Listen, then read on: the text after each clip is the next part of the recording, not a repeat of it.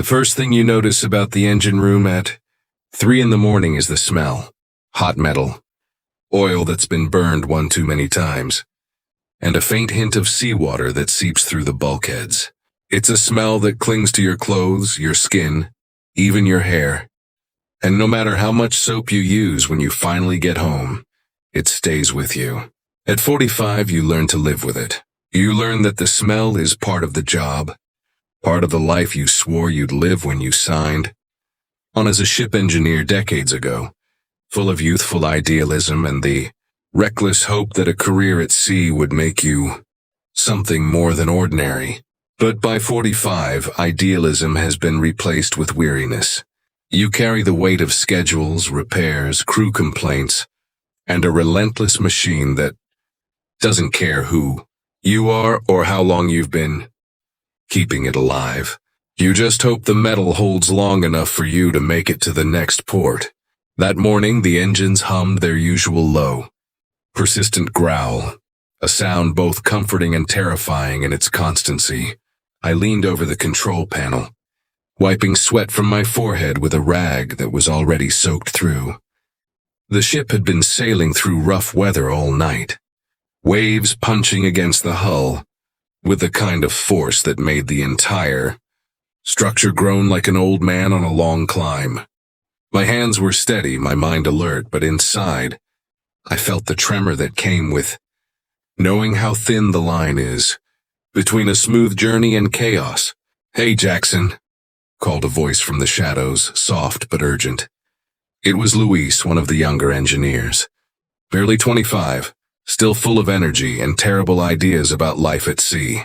"The starboard generator is acting up again. I think it's—" He stopped mid-sentence as the ship lurched violently, throwing him against the bulkhead. I didn't flinch. Not because I was fearless, far from it, but because experience had taught me that panic does nothing. I caught him with one arm, steadying him, and barked, "Get up now!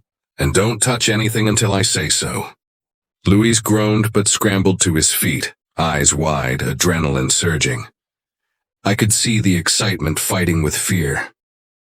That's what they don't tell you about this job. You think it's all machines and maintenance? But the truth is it's fear management. Every day you face something that can kill you. And you learn to swallow it, turn it into focus. I checked the generator panel, squinting through the dim, flickering lights. The sea had knocked the circuits out of sync again. Sparks danced in the panel. Tiny fireflies of electricity that could flare into a disaster if I wasn't careful. I took a deep breath, remembering all the nights I'd spent learning this. All the years I'd spent listening to the rhythm of, engines like they were living things. Each click, each hum, each low vibration told me a story. "Give me the spanner, Luis," I said, my voice calm, almost clinical. He handed it over, trembling slightly. I tightened the screws, adjusted the valves, checked the oil levels with meticulous precision. Minutes stretched into eternity. Then, with a low sigh of relief, the generator kicked back to life, its hum a soothing balm against the storm outside. Luis exhaled loudly. "Man, I didn't think we were going to make it." "You almost didn't," I said, eyes still on the machinery. "Stay sharp. This isn't over." And it wasn't. Nothing ever is when you're 45 and working on a ship. By that age, you've learned that luck is a fickle friend, and the sea an unforgiving teacher. The younger guys think the hard part is learning the machines. They're wrong. The hard part is learning patience, resilience, and how to survive boredom that eats at your soul just as dangerously as the storms. The rest of the morning passed in a haze of work, the waves hammering against the hull, the engines groaning under strain. I moved like a ghost through the engine room, checking gauges, tightening belts, listening to the machinery as if it were a living creature that could whisper secrets if I paid close enough attention. Outside, the deck was slick with rain, and the horizon was a gray smear where the sky met the sea. By noon, things had quieted slightly.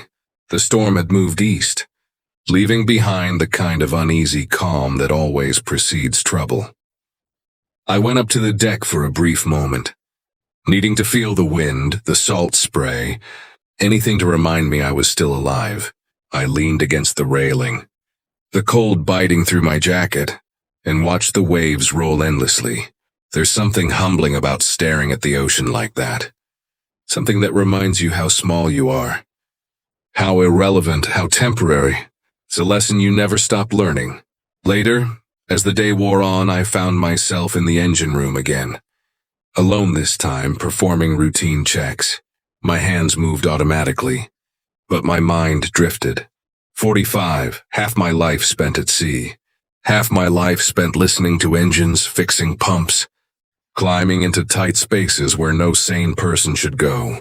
I thought about my family, the ones I had left behind to chase this life. The ones who missed birthdays, graduations, anniversaries. I thought about my back, which ached in ways no pill could fix.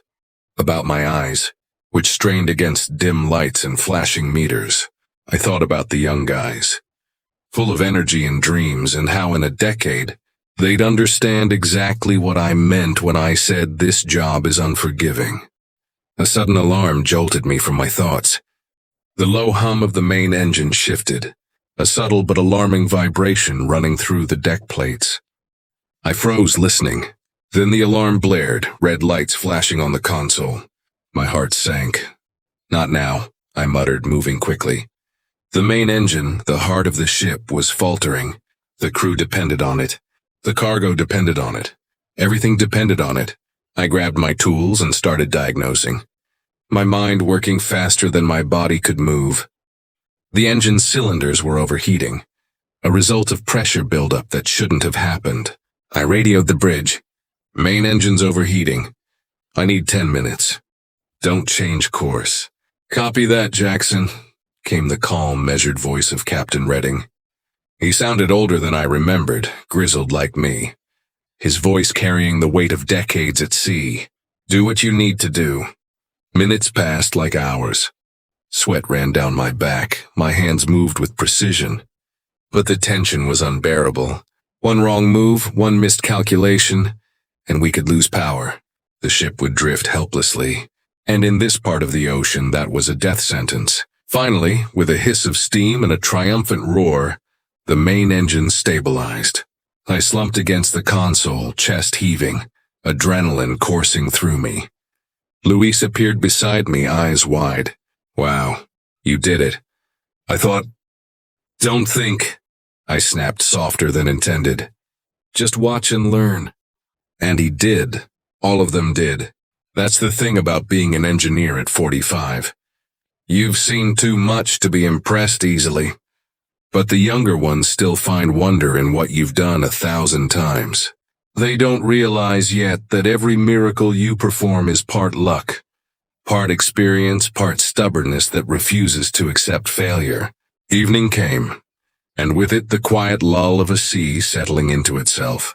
I went up to the deck again, looking at the sunset bleeding into the horizon, a deep molten orange fading to dark purple. The sky was calm now, deceptive in its serenity. I knew storms would return. I knew more repairs awaited me. I knew sleep would be brief, interrupted by alarms, by the groan of metal under strain, by the endless demands of the ship. But for now I let myself breathe.